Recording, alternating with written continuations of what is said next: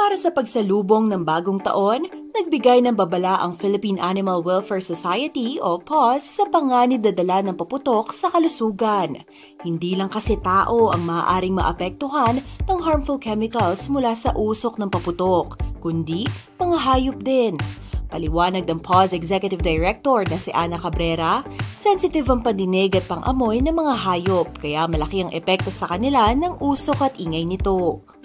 Kung nakakagulat or nakakabingi na sa atin yung paputok na naririnig natin tuwing bagong taon, mas lalo na sa ating mga animal friends. And I'm not just talking about companion animals, pati yung mga birds and wildlife. Yung mga sound ng paputok can cause extreme stress and anxiety sa ating mga pets. May mga documented cases kami na nanginginig pa rin yung mga aso kahit na days after nung New Year's revelry. We've also had reports of mga aso na nasakal sa kanilang pagkakatali. Tuwing after isperas ng bagong taon, dyan kami nakakatanggap ng pinakamaraming reports ng lost pets kasi tumakbo yung aso dahil nga gustong maka-escape from sounds ng paputok. So it's very traumatic for the animals. So ang pakiusap po namin jointly with the environmentalists, huwag na po tayong gumamit ng paputok. Para makapag-prepare ang fur parents, nagbahagi si Ana ng ilang safety tips. Aniya, ilagay ang pet sa air-conditioned area o sa parte ng bahay na walang masyadong bintana pero well-ventilated pa rin tulad ng banyo. Maaari ring magpatugtog ng soothing music para makatulong sa pagpapakalma ng mga alaga.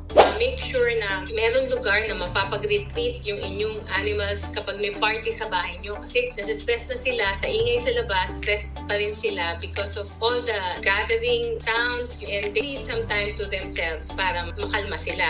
Nagpakita rin ng PAWS ng tutorial kung paano gumawa ng first aid anxiety wrap na makakapagbigay ng extra comfort sa pets.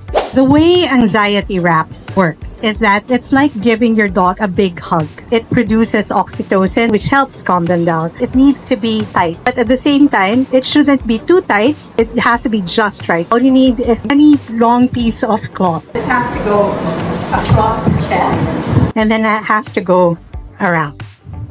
There. You can go again. So you just secure this with tape or clips. Dagdag pa ni Ana, iwasan ang pagbibigay ng pagkain mula sa handaan para hindi makakain ng toxic o processed food ang mga alaga.